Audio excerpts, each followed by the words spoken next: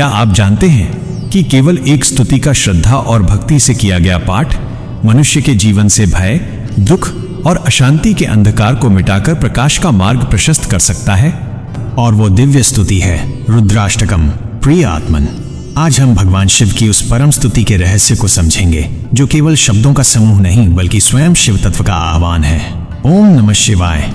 प्रिय आत्मन, रुद्राष्टकम का श्रद्धा और भक्ति पूर्वक नियमित पाठ करने वालों को सांसारिक और आध्यात्मिक दोनों प्रकार की पूर्णता प्राप्त होती है। जिस प्रकार सूर्योदय होते ही 10 दिशाओं से अंधकार अपने आप तिरोहित हो जाता है, उसी प्रकार श्रद्धा के साथ किया गया रुद्राष्टक का पाठ जीवन के दुखों, भयों और भ्रमों को धीरे धीरे मिटा देता है। यह स्तुति हमें उस परम शांति और सुरक्षा का अनुभव कराती है जो केवल महादेव की शरण में ही संभव है। यह स्तुति गोस्वामी तुलसीदास जी द्वारा रचित रामचरितमानस से उद्धृत है। यह मूलतः तुलसीदास जी की रचना है जिसे जगत गुरुओं ने भी सराहा है, जो साक्षात भगवान शिव को समर्पित है। आइए अब हम रुद्राष्टकम के प्रत्येक श्लोक का अर्थ सहित रसपान करते हैं। पहला श्लोक।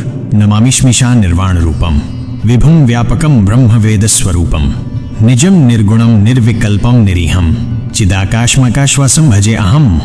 अर्थ, मैं उन ईश्वर को नमन करता हूँ जो समस्त दिशाओं के स्वामी हैं और जिनका स्वरूप साक्षात निर्वाण अर्थात मोक्ष है। वे सर्वव्यापी हैं, अखंड ब्रह्म हैं और वेदों का वास्तविक सार भी वही हैं। वे अपने निज स्वरूप में स्थित हैं, तीनों गुणों सत्व, रज और तम से सर्वथा परे हैं। वे निर्विकल्प हैं, जिनमें कोई द्वैत नहीं, और निरीह हैं अर्थात जिनमें कोई व्यक्तिगत कामना नहीं है।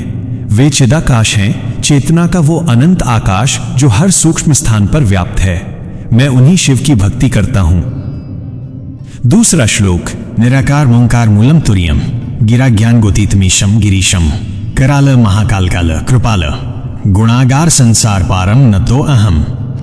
अर्थ, भगवान शिव निराकार हैं और ओंकार के मूल स्रोत हैं। वे जागृत, स्वप्न और सुषुप्ति इन 3 अवस्थाओं से परे चौथी अवस्था तुरीय है। वे वाणी, ज्ञान और इंद्रियों की पहुंच से भी परे हैं। वे गिरीश हैं, पर्वतों के अधिपति। उनका स्वरूप कभी कभी महाकाल के समान प्रलयंकारी और विकराल प्रतीत होता है, परंतु वास्तव में वे उतने ही परम कृपालु भी हैं। वे समस्त गुणों के सागर हैं और जन्म मृत्यु के इस अपार संसार चक्र से पार लगाने वाले हैं। ऐसे प्रभु को मैं नमन करता हूँ। तीसरा श्लोक। तुषाराद्रि संकाश गौरम गभीरम मनोभूत कोटि प्रभा श्री शरीरम स्फुरन मौलिकल्लोलिनी चारुगंगा लसत भाल बालेन्दु कंठे भुजंगा। अर्थ, भगवान शिव का स्वरूप हिमालय के बर्फीले शिखर के समान गौर वर्ण और गंभीर है। उनका तेज करोड़ों कामदेवों के सौंदर्य को भी लज्जित करने वाला है। उनके मस्तक पर पवित्र गंगा की निर्मल धारा विराजमान है जो सृष्टि को शीतलता प्रदान करती है। उनके ललाट पर द्वितीया का चंद्रमा सुशोभित है और कंठ में विषधर सर्प का अलंकार है। ये रूप हमें सिखाता है कि जो संसार को भयानक प्रतीत होता है, महादेव उसे भी अपना आभूषण बना लेते हैं। चौथा श्लोक। चलत कुंडलम भ्रूसुनेत्रम विशालम प्रसन्नाननम नीलकंठम दयालम मृगाधीश चर्मांबरम मुंडमालम प्रियम शंकरम सर्वनाथम भजामि। अर्थ, भगवान शिव के कानों में दिव्य कुंडल शोभा पाते हैं। उनकी भौहें सुंदर हैं और नेत्र विशाल तथा करुणा से पूर्ण हैं। उनका मुखमंडल सदैव प्रसन्न रहता है। वे नीलकंठ हैं जिन्होंने सृष्टि की रक्षा के लिए विष को कंठ में धारण किया। वे परम दयालु हैं, व्याघ्र चर्म को वस्त्र के रूप में पहनते हैं और गले में मुंडों की माला सुशोभित है जो हमें स्मरण कराती है कि काल के समक्ष अहंकार का अंत निश्चित है। ऐसे कल्याणकारी शंकर जो हम सबके स्वामी हैं, मैं उनकी आराधना करता हूँ।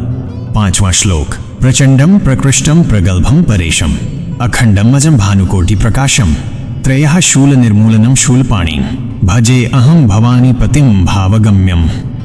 अर्थ, भगवान शिव अत्यंत शक्तिशाली, श्रेष्ठ और पराक्रमी हैं। वे अजन्मा हैं और उनका प्रकाश करोड़ों सूर्यों के समान दिव्य है। वे तीनों प्रकार के कष्टों, दैहिक, दैविक और भौतिक को जड़ से मिटाने वाले हैं। उनके हाथ में त्रिशूल है जो अज्ञान और भय का नाश करता है। वे आदिमाता भवानी के स्वामी हैं और उन्हें केवल प्रेम पूर्ण भक्ति भाव से ही प्राप्त किया जा सकता है। छठा श्लोक। कलातीत कल्याण कल्पांतकारी सदा सज्जनानंद दाता पुरारी, चिदानंद संदोह मोहपहारी, प्रसीद प्रसीद प्रभु मनमथारी।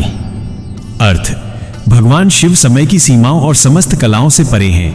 वे सदा कल्याणकारी हैं और कल्प का अंत करने वाले प्रलय के स्वामी भी हैं। वे सज्जनों को सदा आनंद देते हैं और अंधकार रूपी असुरों का संहार करते हैं। वे सच्चिदानंद स्वरूप हैं और मोह माया के जाल को काटने वाले हैं। इसलिए हे कामदेव के शत्रु, हे महादेव, मुझ पर प्रसन्न हो, अपनी करुणा बरसाएं।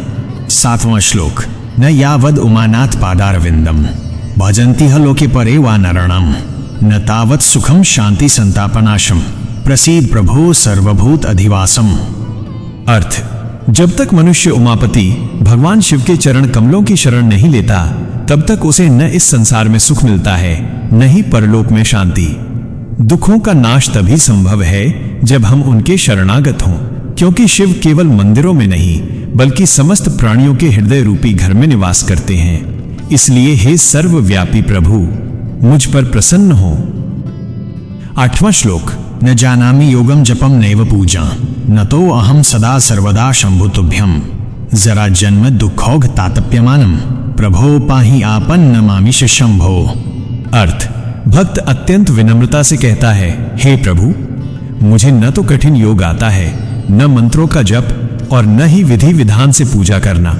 मैं तो केवल अटूट विश्वास के साथ आपको बार बार नमन करता हूं। मैं जन्म, वृद्धावस्था और सांसारिक दुखों की अग्नि में तप रहा हूं।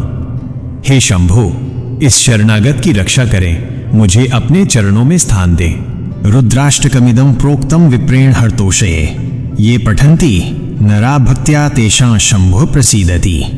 अर्थात जो भी मनुष्य पूर्ण श्रद्धा के साथ इस रुद्राष्टक का पाठ करते हैं, उन पर भगवान शिव अत्यंत प्रसन्न होते हैं। यह स्तुति शिव के कल्याणकारी स्वरूप का वो दर्पण है जिसमें हम अपनी आत्मा का दर्शन कर सकते हैं।